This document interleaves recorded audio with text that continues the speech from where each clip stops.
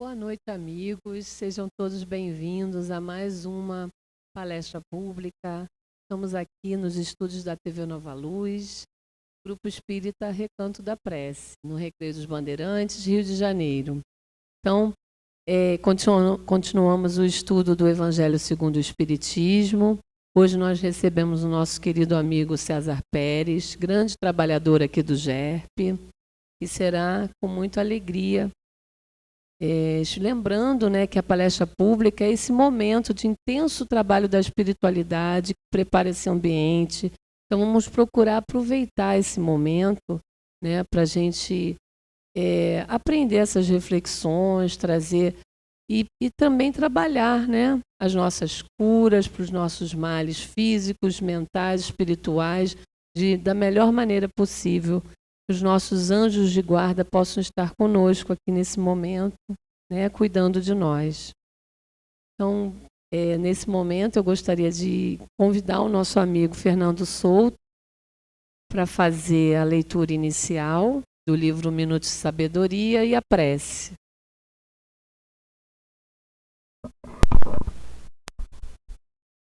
Obrigado, Adriana.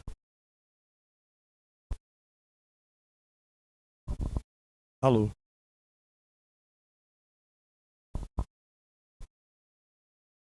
Bom, boa noite a todos. Obrigado, Adriana. A ocupação vai ser saída.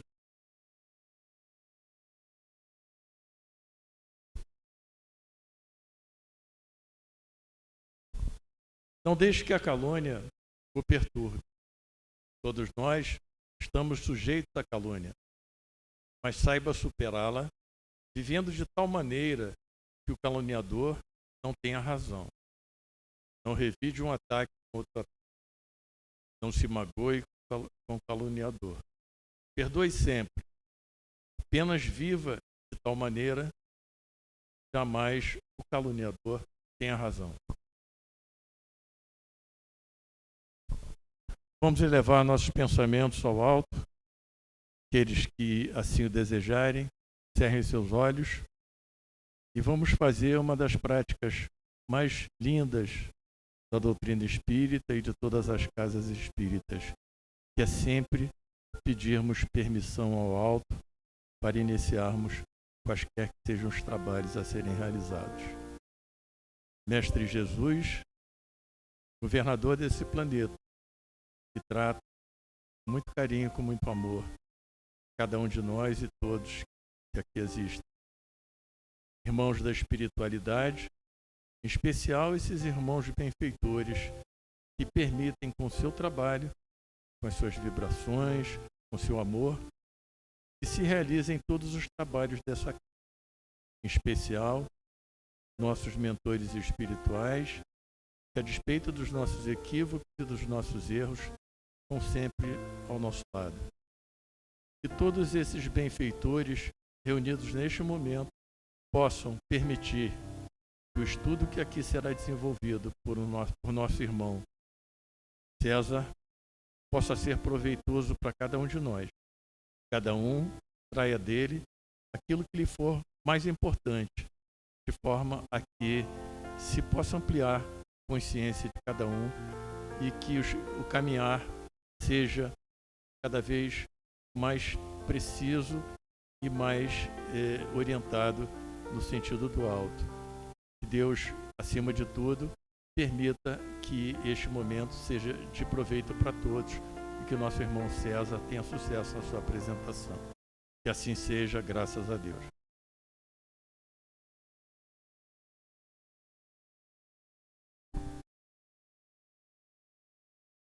Boa noite a todos. Primeiramente, pedir a espiritualidade da casa que ajude, principalmente eu realmente, vocês puderem aproveitar 10% que eu aproveitei fazendo esse estudo eu mesmo, para mim já está ótimo, porque foi de grande aprendizado para mim. Bom, coube a mim então falar na continuidade do nosso estudo do Evangelho, para quem eventualmente, colegas aqui da casa já sabem, a gente está falando, como a Adriana falou, do Evangelho segundo o Espiritismo. E nós estamos tratando em sequência temas. No momento, nós estamos falando do Sermão da Montanha.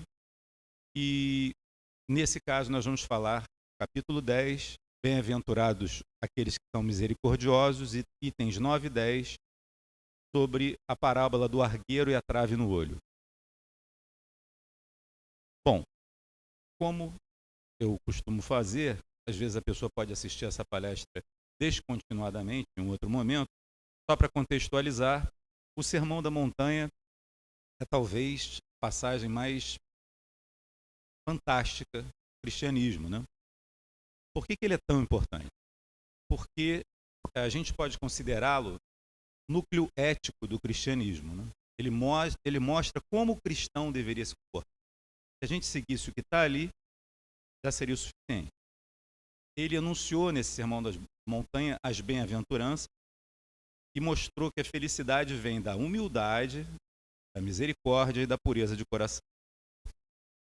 Ele revolucionou uma série de conceitos da época ao mostrar e dizer e fazer na prática que nós devemos amar aos nossos inimigos. Isso era, vamos dizer assim, revolucionário na época e talvez revolucionário hoje em dia também, quando na religião praticada à época havia um sectarismo entre povos e Deus e outros deuses. Assim. Ele nos trouxe também no Sermão da Montanha a oração do Pai Nosso, que é a pedido dos próprios companheiros, que estabeleceu uma relação direta entre nós e Deus. Nós tantas vezes rezamos o Pai Nosso sem pensar a palavra de Jesus. E ele estabeleceu a regra de ouro, que é: tudo que quiserdes que os homens vos façam, fazei-lhes vós também. Essa regra de ouro, ela existe em inúmeras outras religiões, em inúmeras outras civilizações. Mas no cristianismo, ela foi anunciada dessa forma e ainda foi tornada mais profunda quando Jesus, a seguir, falou: amai-vos uns aos outros como eu vos amei, tornando a nossa missão ainda mais difícil. Né? Então, o Sermão da Montanha, ele foi uma revolução espiritual por inverter valores sociais e religiosos da época, que não dizer até hoje. Ele exalta os pobres, os mansos, os perseguidos. Ele substitui o legalismo, vai falar aqui hoje mais uma vez, por uma ética do coração. E a gente pode chamar ele da Constituição do Reino de Deus. Assim, o país e a Constituição do Reino de Deus. Então, começando a falar sobre o nosso tema, o argueiro e a trave no olho. Eu tentei buscar algumas imagens, umas gravuras, umas pinturas que tratassem do tema. Para quem não está vendo aqui, é uma gravura em que mostra, de forma assim bastante exagerada, né, uma trave, mas esse é o conceito, madeira bem grande, cobrindo a visão de uma pessoa, e essa pessoa com essa visão encoberta, um objeto tão grande, tenta tirar a pequena felpa que está ali no olho do colega. O argueiro pode ser entendido como um cisco, também é conhecido como uma forma de escrever algo insignificante. Então, tem um significado a mais aí para a gente.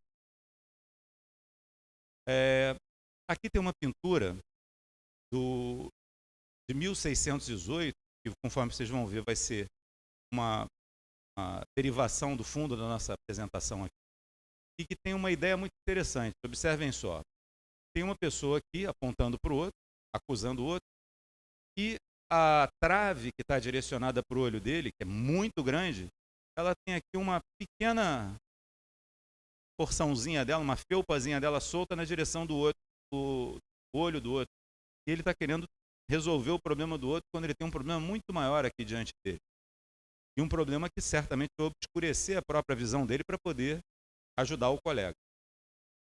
Então essa imagem se repete em algumas outras obras de arte. Quem não está vendo, é a mesma imagem que eu mencionei. E aí vamos ao texto, conforme está no Evangelho segundo o Espiritismo.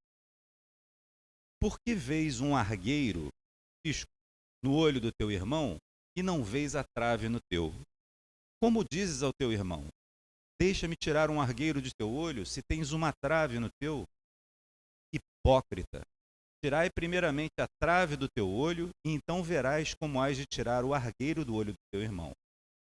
Está em Mateus, capítulo 7, versículo 3 a 5. Aí vem a explicação do Evangelho. Um dos caprichos da humanidade é ver o mal alheio antes de ver aquele que está em nós. Para julgar-se a si mesmo, será preciso mirar-se no espelho, transportar-se de alguma forma para dentro de si mesmo e considerar-se como outra pessoa, perguntando: o que pensaria eu se visse alguém fazendo o que eu faço? Tão difícil. É o orgulho, incontestavelmente, o que leva o homem a dissimular suas próprias faltas, tanto morais como físicas. Esse capricho é essencialmente contrário à caridade, pois a verdadeira caridade é modesta, simples e indulgente. A caridade orgulhosa não tem sentido, já que esses dois sentimentos se neutralizam mutuamente. Como a gente sabe, Kardec coloca explicitamente que os dois grandes males da humanidade são o orgulho e o egoísmo, né? De fato, como um homem tão fútil para acreditar na importância de sua personalidade, na sua supremacia de qualidades, na supremacia de suas qualidades, poderia ter ao mesmo tempo tanta abnegação para fazer ressaltar nos outros o bem que poderia eclipsá-lo, em vez do mal que poderia colocá-lo em destaque. Então, o que está dito aqui? O homem, sendo orgulhoso e egoísta, dificilmente vai falar dos méritos de um irmão e, ao contrário, ele vai ver o defeito para tentar, de uma forma comparativa, colocar acima dele. Isso é uma característica, infelizmente, peculiar de nós. Se o orgulho é a fonte de muitos vícios, é também a negação de muitas virtudes. Nós o encontramos no fundo e como móvel de quase todas as ações. Foi por isso que Jesus se empenhou em combatê-lo como o principal obstáculo ao progresso. Bom, agora eu vou utilizar a literatura espírita, que eu considero de muito boa qualidade, para a gente destrinchar um pouquinho melhor esse assunto. E primeiro eu vou trazer esse livro aqui, Fonte Viva, de Xavier, pelo Espírito Emmanuel, no capítulo 113, Busquemos o Melhor. Sempre lembrando, quando vocês pensarem em literatura espírita, lembrem que comprando um livro espírita, estão ajudando alguma instituição vinculada a ele. Né? E claro que muita coisa hoje está disponível na internet, mas pode adquirir preços módicos, ou mesmo de graça, mas quem puder, compre, porque não vai se arrepender, é um refrigério para todos nós. E aí, o tema é: por que reparas o argueiro no olho do teu irmão? E aí o Emmanuel fala o seguinte: a pergunta do mestre, ainda agora, é clara e oportuna. Muitas vezes o homem que traz o argueiro num dos olhos, traz igualmente consigo os pés sangrando, depois de laboriosa jornada na virtude. Ele revela as mãos calejadas no trabalho e tem o coração ferido por 1000 golpes da ignorância e da inexperiência. O que o Emmanuel está falando aqui? Às vezes a pessoa tem um pequeno defeito, visível, nítido, mas ele é um grande trabalhador, é uma pessoa que tem uma vida difícil, ele é uma pessoa com muito potencial, mas a gente só vê aquele defeito do nosso irmão. É imprescindível habituar a visão na procura do melhor, a fim de que não sejamos ludibriados pela malícia. Comumente, pelo veso de buscar bagatelas, perdemos o ensejo das grandes realizações. Colaboradores valiosos e respeitáveis são relegados à margem por nossa irreflexão. Em muitas circunstâncias, simplesmente são portadores de leves defeitos ou de sombras insignificantes do pretérito passado, que o movimento em serviço poderia sanar ou dissipar. Então o Emmanuel está aproveitando aqui para dizer para nós, às vezes um trabalhador da casa pode ter um pequeno defeito, fala demais, vai muito com a minha casa. Coisa muito pequena. Se essa pessoa pudesse ser aproveitada em todo o seu potencial, isso bem, seria maravilhoso para a casa espírita, seria maravilhoso para ele também. Como ele está falando aqui, um movimento em serviço poderia sanar ou dissipar esses problemas que ele pudesse. Nodos de madeira, nós na madeira, não impedem a obra do artífice. Certos trechos empedrados do campo não conseguem frustrar o esforço do lavrador na produção da semente nobre. Aproveitemos o irmão de boa vontade na plantação do bem, olvidando as insignificâncias que cercam, esquecendo as insignificâncias. E aí eu botei aqui bem destacado. O que seria de nós se Jesus não nos desculpasse os erros e as defecções, os nossos defeitos de cada dia? Se esperarmos alcançar a nossa melhoria, contando com a benemerência do Senhor, por que negar ao próximo a confiança no futuro? Consagremo-nos à tarefa que o Senhor nos reservou na edificação do bem e da luz, e estejamos convictos de que, assim agindo, o argueiro que incomoda o olho do vizinho, tanto quanto a trave que nos obscurece o olhar, desfarão espontaneamente, restituindo-nos a felicidade e o equilíbrio através da incessante. Muito bom. Agora, para complementar, eu peguei uma outra parábola, ou conhecida também como perícope dado, que eu gosto muito. Aqui o que a gente está vendo é uma pintura, para quem não está vendo, uma pintura onde nós temos aqui a mulher adulta ao centro da pintura, né?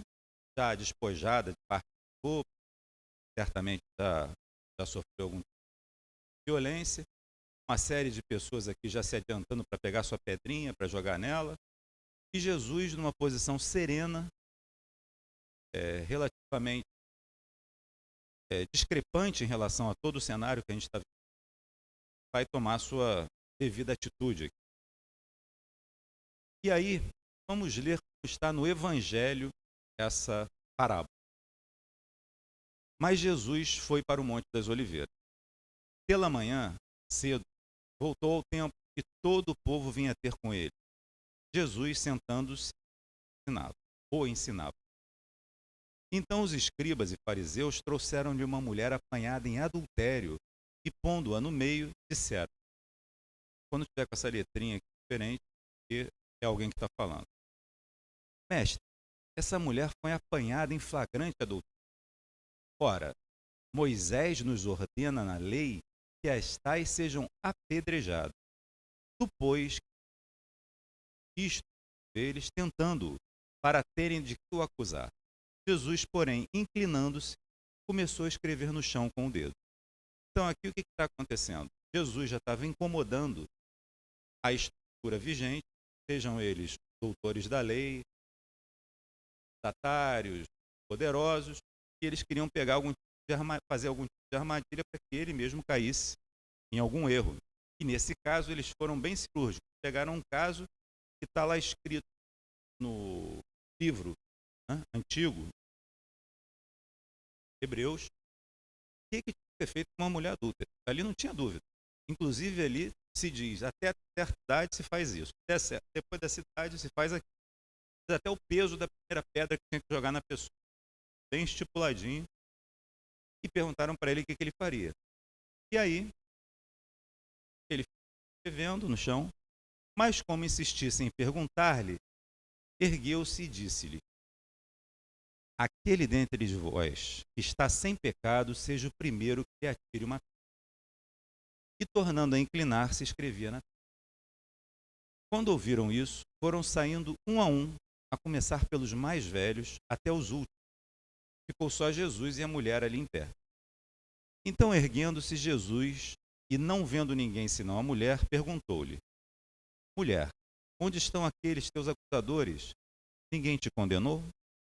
Respondeu ela, ninguém, Senhor. E disse-lhe Jesus, nem eu te condeno.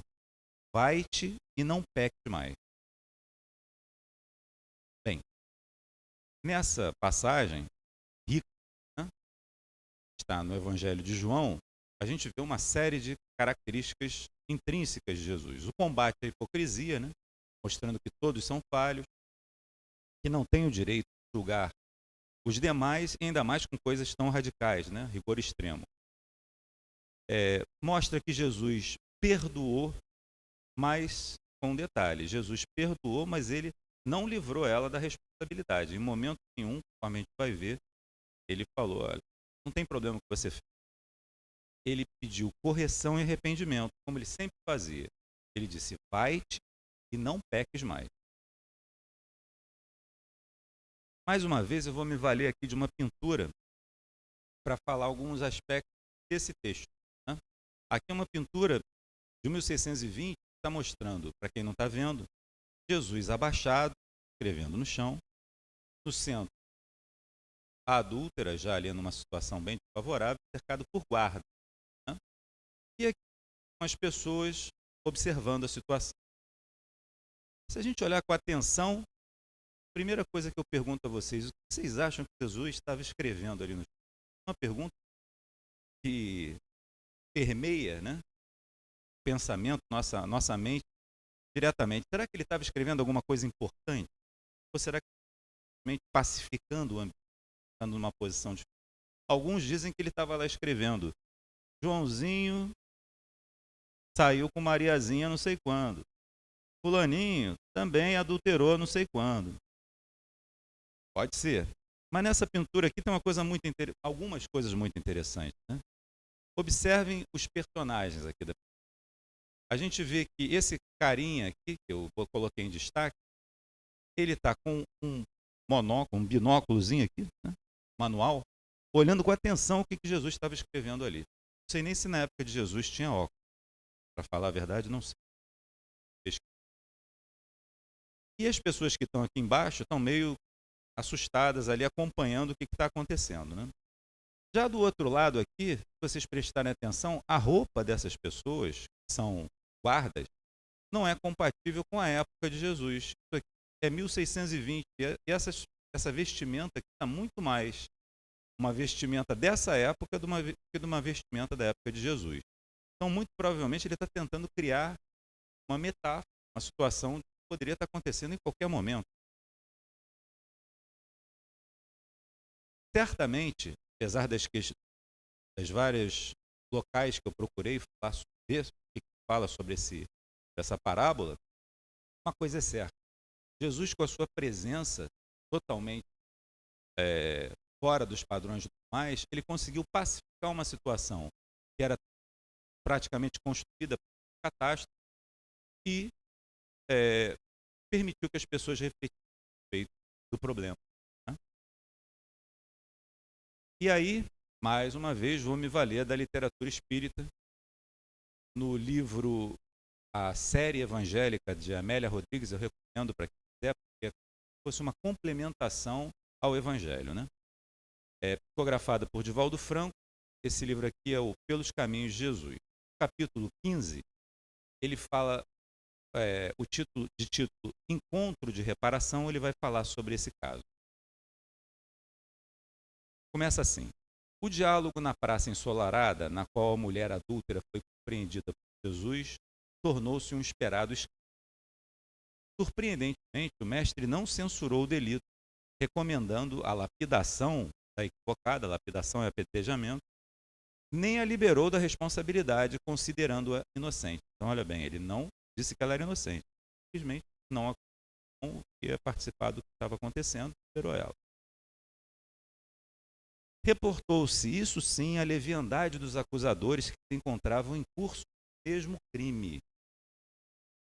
Tal atitude havia desconcertado os intrigantes e vingadores gratuitos, que se rebelavam contra a terrível chaga do organismo social, que é o adultério, esquecidos de que, ao lado da caída, encontrava-se o comparsa que tombara no mesmo erro.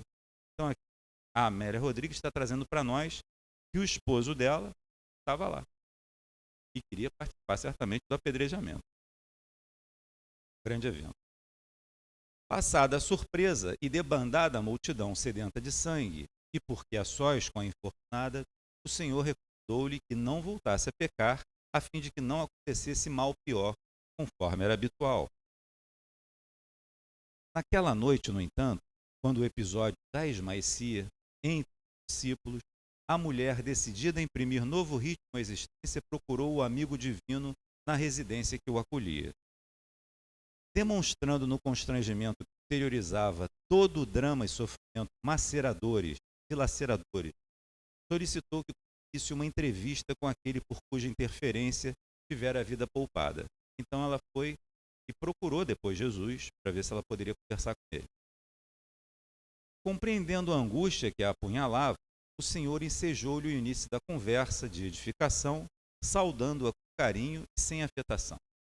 Então ela falou o seguinte: rogo perdão por vir perturbar-vos a paz.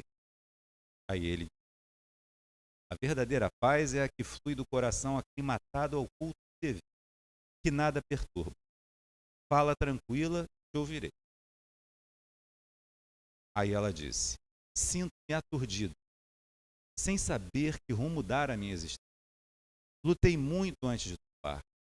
O sedutor rondou-me os passos como o lobo voraz ante a presa invigilante. Meu esposo, passados os primeiros dias da novidade conjugal, retornou às noitadas alegres, deixando-me em solidão. Enferma da alma e carente de bondade, permiti envenenar por tormentos que não merecem compaixão. Com sede de ternura, embriaguei-me na concupiscência, na libidinagem lá, né? Ficou com o lobo conseguiu o que queria. E ansiosa pela água pura do amor, chafurdei no lodaçal dos desejos doentios. O resultado foi a tragédia. Abandonada e sem lar, agora padeço o desprezo e a zombaria geral, não sabendo que rumo seguir nem como agir. Peço-vos um roteiro e uma lâmpada acesa na esperança a fim de prosseguir. Jesus penetrou naquela alma ansiosa e sofrida, nela encontrando as dores da humanidade através de e considerou bondoso. A paciência e a confiança em Deus serão duas providências iniciais que te facultarão a cura e a renovação da saúde. Cometido o erro, ele passa a pesar na economia social e a sobrecarregar a consciência culpada. Não é de importância o que os outros pensam de nós, e a cobrança pela impiedade, com que desejam fazer justiça. O problema íntimo é o vital. E somente quando o homem se reintegra no concerto da ordem, do bem, é que pode fruir de tranquilidade. Arma-te de humildade e confia no amanhã. Deixou bem claro que a opinião dos outros aí não seria o mais importante, que é uma coisa que pesa tanto na nossa cabeça tantas vezes. A memória do povo, isso ainda é Jesus. A memória do povo é fraca e passa rápida em relação às virtudes do próximo. Todavia, é firme, clara e duradoura em referência às faltas alheias, sempre recordadas com o ácido da acusação e os acepipes da malícia. O exemplo decorrente do arrependimento se transforma na sua defesa, na defesa do equivocado, que assim repara perante o Pai, ante si mesmo e a sociedade, um engano perpetrado. Então ele está falando para ela que seria fácil o que ela teria que fazer, mas que ela tivesse uma atitude coerente, que ela começasse a trabalhar no bem. Com o tempo, ela ia conseguir tudo o que ela desejava, que era o perdão pessoal pelo que ela tinha feito, perdão de Deus e ser aceita socialmente. Daí ela perguntou: para onde irei agora? E Jesus falou: as aves do céu têm ninho, as serpentes e feras os seus covis, mas o filho do homem não tem onde se agasalhar, vivendo sob a abóbada estrelada e avançando na direção do inferno. Assim busca oportunidades de reparação e adapta-te à situação atual, aguardando o amanhã com a disposição de quem compreende o prejuízo a si mesmo causado ao arrojar fora o hoje. A negligência do esposo ingrato e leviano não constitui respaldo para que assumisses compromisso infeliz semelhante. Ou seja, ele não eximiu ela da responsabilidade. E porque ele é doente também, vivendo num organismo comunitário alienado do amor, não tem condições de estender-te a mão amiga, quando dele necessita, e conforme de ti, no futuro igualmente dependerá. Então ele já fez aí uma predição para ela. A vida é feita de permutas que facilitam a felicidade para todos, sem cujo concurso faz-se mais difícil. Segue, porém, renovada pela certeza do triunfo, porquanto todo aquele que se levanta da queda encontra apoio na fé e na luta para afirmar. O Pai Criador não desampara filho algum e vela devotado por todos. E aí ela pediu: permiti-me seguir-vos na minha pequenez, e dai-me a vossa bênção. Jesus envolveu a sofredora em uma onda de ternura ímpar e, erguendo-a, pois que comovida, prosternara-se-lhe aos pés, ela estava ajoelhada, concluiu: vai, filha, e não sofras mais. Aqueles que se arrependem e buscam o ensejo da redenção encontram-no. Há sempre um lugar no rebanho do amor para as ovelhas que retornam e desejam avançar. Aonde quer que vais, eu estarei contigo.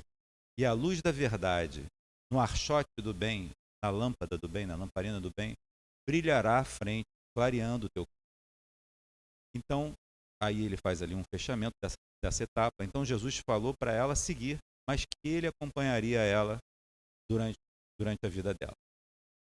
10 anos depois, na cidade de Tiro, uma casa humilde de aspecto e rica de amor recolhia peregrinos cansados e enfermos sem ninguém. Uma mulher que traía na face desgastada, vestígios de grande beleza em decadência, reunia ali os infelizes, limpava-lhes chagas e falava-lhes de Jesus. Tornara-se por isso querida e respeitada. Então aquela mulher, 10 anos depois, se tornara uma pessoa humilde, mas que acolhia os necessitados e tratava dele. Num cair de tarde amena, chegou trazido por mãos piedosas um homem chagado, em extrema penúria, quase morto, sob o fardo de 1000 vicissitudes. Recolhido com carinho, teve as úlceras lavadas e aliviadas com ungüentos medicamentosos, recebendo o caldo reconfortante das mãos da caridade. Quando se recobrou um pouco do desalento que o vitimava, ouviu a mensagem de encorajamento em nome de Jesus, enunciada como unção e carinho pela desconhecida benfeitora. Emocionado e quase sem vitalidade, indagou interessado. Perguntou para ela: esse Jesus a quem vos referis é o Galileu que foi crucificado em Jerusalém? Observação aqui: Jesus era um nome relativamente comum lá na época. Sim, é ele mesmo. Morreu por nós, mas volveu ao nosso convívio para nunca mais deixar-nos. E vós o conhecestes para terdes a certeza de que seus ensinos são verdadeiros? Aí ela respondeu: sim, eu o conheci oportunamente, quando a mim ele salvou. E aí ele falou: também eu tive a honra de o conhecer. Respondeu o moribundo quase sem força. Mas não soube beneficiar-me. A vós ele salvou, mas eu, egoísta e mau, o detestei, afastando-me da sua presença, confuso e amargurado. Que vos fez ele para que fugistes magoado? Ela perguntou. Aí ele falou: salvou-me a mulher que adulterava contra mim e não me concedeu uma palavra sequer de consolação. Não pude compreendê-lo então. Abandonei a companheira a quem eu infelicitara com os meus vícios e envenenei-me de dor. Passados os anos e havendo despertado para a verdade, tenho-o buscado em vão por toda parte, até que a doença me devorou, corpo, e aqui estou. Bom, nesse momento a mulher reconheceu ele, né? Embargada pelas emoções e desenfreio naquele momento, a mulher recordou-se da praça e do diálogo, à noite com o mestre, 10 anos antes, reconheceu o companheiro do passado e, sem dizer-lhe nada, segurou-lhe a mão suavemente e o consolou. O arrependimento do erro, a confiança em Deus e a paciência são os primeiros passos para a reparação de qualquer delito. Deus é amor e Jesus, por isso mesmo, nunca está longe daqueles que o querem e buscam. Agora durma em paz enquanto eu velo, porquanto nós ambos já o encontramos. Então aquela mulher reencontrou, conforme Jesus tinha falado, o ex-marido dela e velou por ele no final da vida. Vamos a mais uma referência que eu gosto muito, recomendo a vocês, os livros de Francisco do Espírito Santo Neto, principalmente os que são escritos pelo Espírito Hamed. Esse daqui tem um título que às vezes pode tornar as pessoas assim achando que é coisa para criança. Ele se intitula Fábulas de La Fontaine, um estudo do comportamento humano. Na verdade, são livros muito profundos e falam bastante sobre psicologia. E aí eu peguei esse capítulo aqui, Os Dois Alforjes. Como é a fábula de La Fontaine? Um dia, Júpiter, um deus lá, pagão, convidou todos os animais para comparecerem diante dele, a fim de que, comparando-se com os outros, cada animal reconhecesse o próprio defeito ou a própria limitação. Assim, Júpiter poderia corrigir as suas imperfeições. E os animais, um a um, elogiavam a si próprios, gabavam-se de suas qualidades e só relatavam os defeitos alheios. O macaco, ao ser questionado se estava feliz com seu aspecto, respondeu: mas claro que sim. Cabeça, tronco e membros, eu os tenho perfeitos. Em mim, praticamente, não acho defeito. É pena que nem todo mundo seja assim. Os ursos, por exemplo, que deselegante. E aqui, para quem não está vendo, é uma figura criada por inteligência artificial de um chimpanzézinho rindo e apontando, certamente, para o urso. O urso veio em seguida, mas não se queixou do seu aspecto físico, até se gabou do seu porte. Fez crítica aos elefantes, orelhas demasiadamente grandes, caudas insignificantes, animais grandalhões, sem graça e sem beleza. E é aqui do lado uma figura de um ursão lá, rindo e apontando. Já o elefante pensa o oposto, se acha encantador. Porém, a natureza exagerou para seu gosto quanto à gordura da baleia. Então está lá o elefante rindo e apontando para uma baleiazinha. A formiga, ao falar da larva, franze o rosto. Que pequenez mais triste e feia. Fala uma formiguinha apontando para uma larvinha, cara de triste, e acusando ela de feia. E aí vem a discussão proposta por Hamed. Mas ainda estamos falando na fábula. Isso aqui é texto da fábula de La Fontaine. Assim são os homens. É como se lhes tivessem colocado dois alforjes, dois pacotes, dois sacos para carregar coisas. No peito, o alforje com os males alheios, e nas costas, o alforje com os próprios males. De tal modo que eles são cegos quanto aos próprios defeitos, mas enxergam com nitidez os defeitos. E aí sim vem a consideração do Hamed. É comum encontrar no dia a dia indivíduos que apresentam um comportamento idêntico. Ao invés de se dedicarem à tarefa de conscientização da própria vida íntima, evidenciam o argueiro no olho do vizinho e, por essa razão, potencializam a trave que lhes obscurece a visão do mundo interior. Então, quer dizer, vendo o defeito do outro, só vendo do outro, você está cada vez mais bloqueando a sua própria visão quanto aos seus defeitos. As mentiras que mais nos causam danos e nos impedem o crescimento espiritual não são tanto as que verbalizamos, mas aquelas que contamos inconsciente para nós, aquelas que projetamos. Então nós mentimos para nós mesmos. Nós criamos uma máscara, né?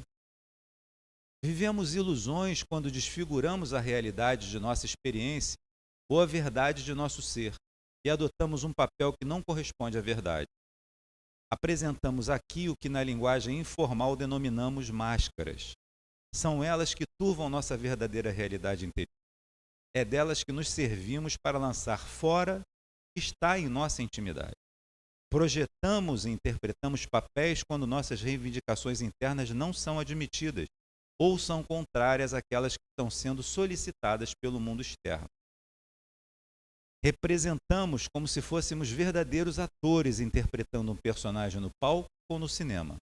Quando nos colocamos diante de alguém como sendo mais do que somos, quando dissimulamos um amor ou desinteresse que não sentimos, quando nos mostramos alegres e na realidade estamos tristes, quando aparentamos uma frieza que não experimentamos, quando escondemos e mantemos em segredo tudo aquilo que mais queremos e desejamos, quando aderimos a associações de caráter recreativo, cultural, artístico, religioso, político, social e etc., para obter benesses que não merecemos, recebendo elogios e reconhecimento. E agora, então, só com uma parte, com as mídias sociais, onde todo mundo quer ser aceito, quer participar de um nicho, de um grupo onde cada um pensa a mesma coisa que o outro, e vai potencializando cada vez mais a sua opinião, a coisa se complica mais ainda. O crescimento pessoal exige, acima de tudo, coerência, o que significa que o si mesmo, o self, aquilo que nós somos de verdade, deve estar numa relação harmônica entre o que se sente e o que se vive. Deve haver uma identidade ou semelhança entre as partes de um todo.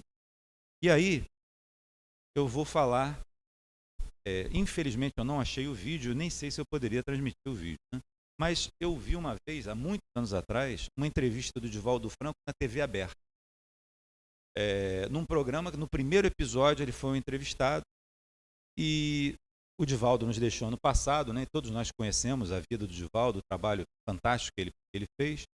E aí a pergunta final que fizeram a ele foi: se o senhor desencarnasse hoje, o que gostaria de ter alcançado?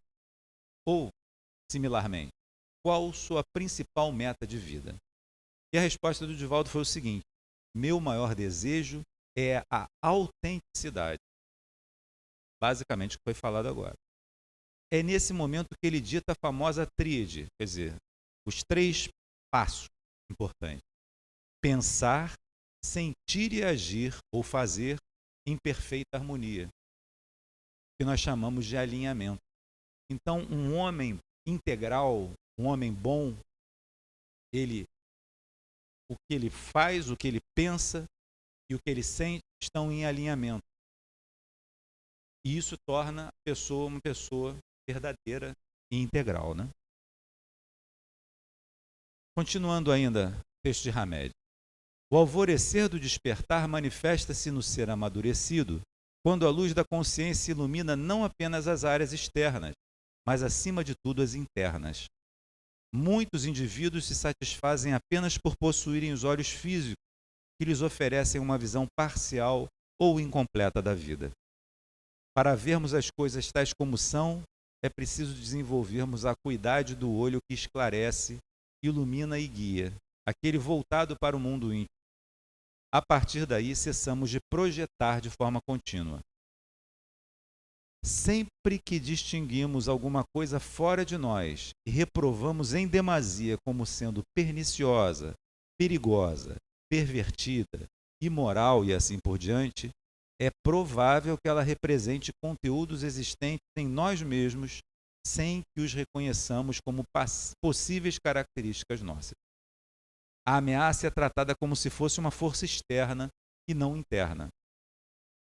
Se afirmamos categoricamente todos são desonestos, estamos, na verdade, tentando projetar nos outros nossas próprias tendências.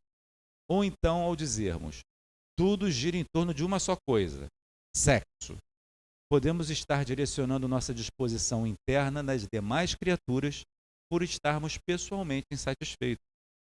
Muitas vezes dizemos: é inexplicável como aquela pessoa não gosta de mim, quando na realidade somos nós que não gostamos dela, sem nos darmos conta. Então, nessa passagem que a gente acabou de ver, recomendo, como já falei, os livros do Hamed, ele deixa claro que nós temos muita dificuldade em olharmos para o nosso interior. E tudo o que Jesus nos diz é que nós buscamos estar dentro, mas nós, cada vez mais, vivemos em função da opinião alheia, materialidade, assim. Então, vamos recorrer agora ao livro de perguntas e respostas que nos norteia, que é o Livro dos Espíritos, na parte 3ª, capítulo 7. Pergunta 903. Incorre em culpa o homem por estudar os defeitos alheios? Ele está se referindo a uma pessoa, vê que tem um problema com aquela outra, e o que ela faz a respeito? Ela simplesmente deixa de ver? Incorrerá em grande culpa se o fizer para criticar e divulgar, porque será faltar com a caridade. Se o fizer para daí tirar proveito, para evitá-los, tal estudo poderá ser-lhe de alguma utilidade. Importa, porém, não esquecer que a indulgência para com os defeitos de outrem é uma das virtudes contidas na caridade. Antes de censurardes as imperfeições dos outros, vede se vós não poderão dizer o mesmo. Se de vós não poderão dizer o mesmo. Tratai, pois, de possuir as qualidades opostas aos defeitos que criticais no vosso semelhante. Esse é o meio de vos tornardes superiores a ele. Se lhe censurais o avaro, a mesquinhez, sede generosos.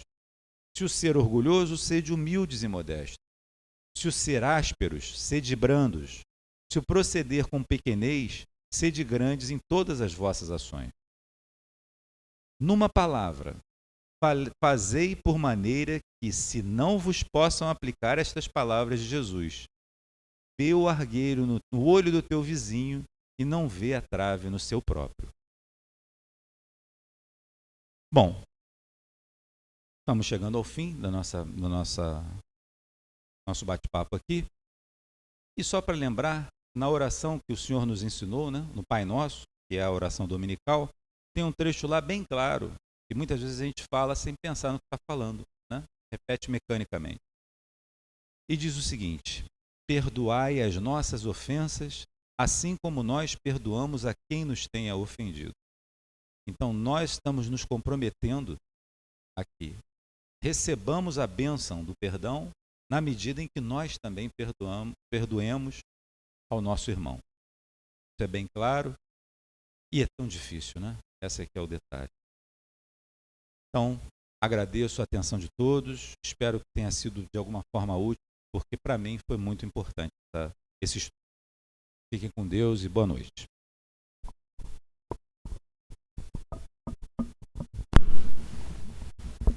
Obrigada, César. Foi realmente um estudo bem profundo e a gente percebe como o evangelho é atual, né, gente? Eu espero que todos, assim como eu, estou aqui tentando assimilar tudo, pensar e depois talvez continuar a leitura em casa também, né? E muito obrigada pelas dicas de leitura também, né? E eu gosto também dessa parte da arte, né? Porque a arte vai completando o estudo do César. Então, muito obrigada, meu amigo. Então, vamos agora, gente, quem se sentir à vontade, fechar os olhos para a gente encerrar. Antes disso, eu estava esquecendo, pedir para o pessoal de casa compartilhar o estudo, quem gostou, né? Compartilhar com os amigos, porque a gente aqui na TV Nova Luz, nós não temos verba para divulgação, né? Infelizmente. Então, a gente conta com a ajuda de vocês, tá? Quem está aqui presencialmente também, quem puder compartilhar o estudo, assim como os outros programas da TV Nova Luz, nós agradecemos muito, tá bom? Então, agora sim, vamos para a nossa oração. Deus Pai, de infinito amor e misericórdia, Jesus, querido amado Mestre, espiritualidade amorosa do nosso recanto, gratidão, Senhor, por todas as bênçãos que nos são derramadas neste momento e em todos os momentos. Pedimos, Senhor, que nos fortaleça a cada dia diante de todas as dificuldades e possamos agradecer, Senhor, as bênçãos que recebemos e que possamos superar cada dificuldade com força, com fé, com confiança em dias melhores e no Teu amor. Onde haja sofrimento, Senhor Jesus, que a Tua luz esteja presente em cada coração. em cada local, Senhor, das guerras. Que o Teu amor possa se fazer presente nos dirigentes das nações, Senhor. Abençoa cada um.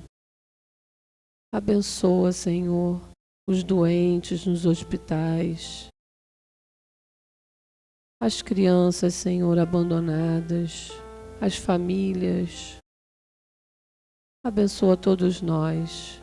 Fique conosco agora e sempre. Que assim seja.